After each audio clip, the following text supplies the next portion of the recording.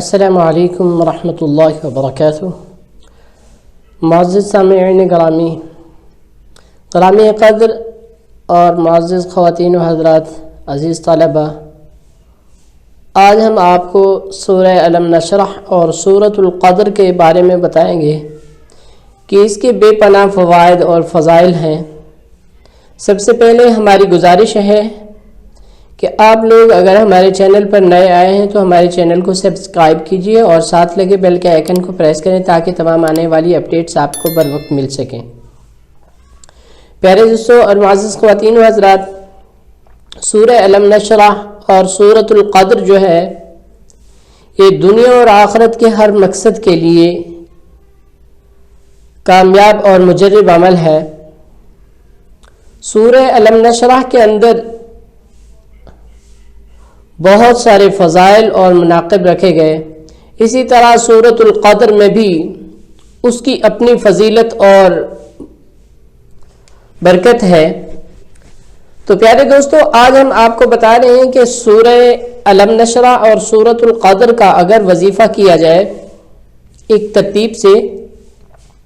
تو اللہ تبارک و تعالی دنیا اور آخرت کے تمام مسائل پریشانیاں حل فرما دیں گے۔ لیکن ہم ایمان اور یقین کے ساتھ یہ کرتے ہیں تو اللہ تبارک و تعالی ہر معاملے کے اندر ہماری رہنمائی فرماتے ہیں، کیونکہ انسان جو ہے قرآن کو راہ ہدایت سمجھ کر اگر اس کو پڑھتا ہے، اس پہ عمل کرتا ہے تو اللہ تبارک و تعالی قرآن کریم کی برکت سے تمام منزلیں آسان فرما دیتے ہیں۔ تو بلا تاخیر اب ہم اس کو سیکھنا شروع کریں گے، کیونکہ جب قرآن کریم پڑھا جائے تو اس کو پورا اور صحیح طریقے سے تلفظ اور تجوید اور مخارج صفات کا خیال رکھتے ہوئے تو انشاءاللہ اللہ تبارک و تعالی آپ کے اس پڑھنے کو اور آپ کے اس نیک مقصد کو ضرور پورا فرمائیں گے، بشرطے کہ قرآن کریم کو صحیح پڑھا جائے۔ کچھ احباب پڑھتے ہیں اور کہتے ہیں کہ ہمیں پڑھنے سے کچھ فائدہ نہیں ہوا۔ جب پڑھنے سے فائدہ نہیں ہوتا تو پھر پڑھا کیوں؟ نہیں، ایسا نہیں ہے، بلکہ ہمیں جیسے معلوم ہے کہ اب ہم نے پانی نکالنا ہے تو زمین کے اندر اس کے اوپر جو ہے پلانٹ لگا کر ایک بور کیا جاتا ہے، یہ یقین ہوتا ہے کہ پانی نیچے سے نکلے گا، لیکن یہ نہیں معلوم کہ اب 300 فٹ کی گہرائی میں ہے یا وہ 100 فٹ کی گہرائی میں ہے، یہ ہمیں معلوم نہیں ہوتا۔ اسی طرح اگر ہم کوئی بھی عمل کرتے ہیں تو اس کو یقین کے ساتھ کرتے رہیں، اللہ تبارک و تعالی ضرور اس کا اجر اور اس کی محنت کا صلہ دیں گے۔ تو پیارے دوستو، اب ہم شروع کرتے ہیں، پڑھنا شروع کرتے ہیں، اور پڑھنا کس طریقے ہے۔ اعوذ باللہ من الشیطان الرجیم، بسم اللہ الرحمن الرحیم۔ ألم نشرح لك صدرك ألم نشرح لك صدرك ووضعنا عنك وزرك ووضعنا عنك وزرك الذي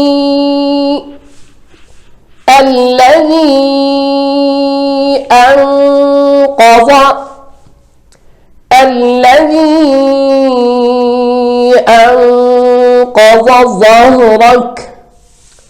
ظهرك الذي أنقض ظهرك ورفعنا لك ذكرك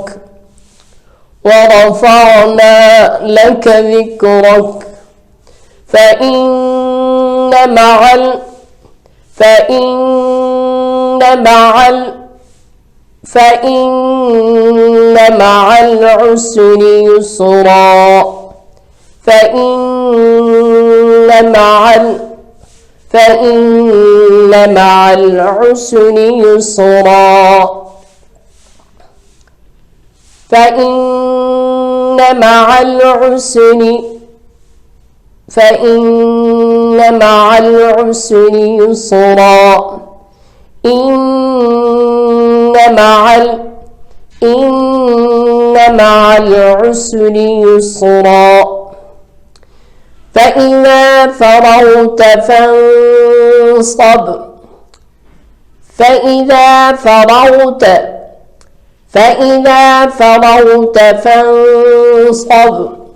وإلى ربك فارغب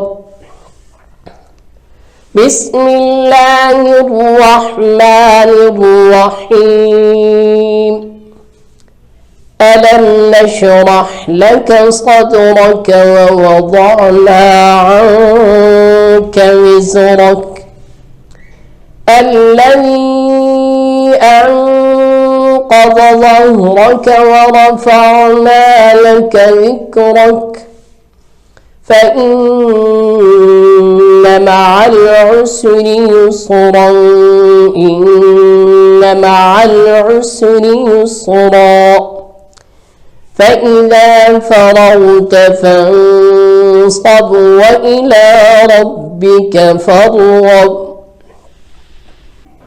بسم الله الرحمن الرحيم إنا أنزلناه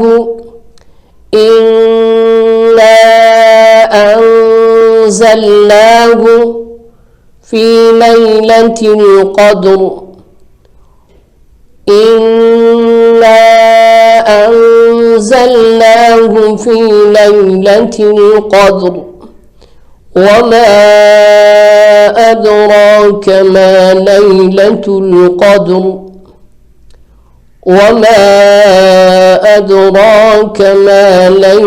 القدر خير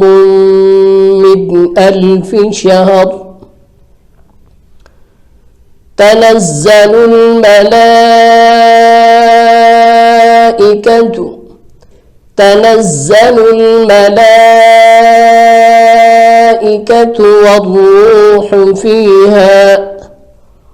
والروح فيها بإذن ربهم من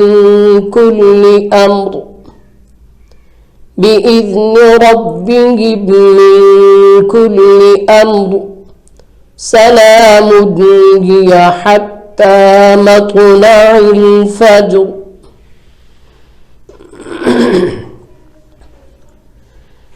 إنا أنزلناه في ليلة القدر وما أدراك ما ليلة القدر خير من 1000 شهر تنزل الملائكة والروح فيها بإذن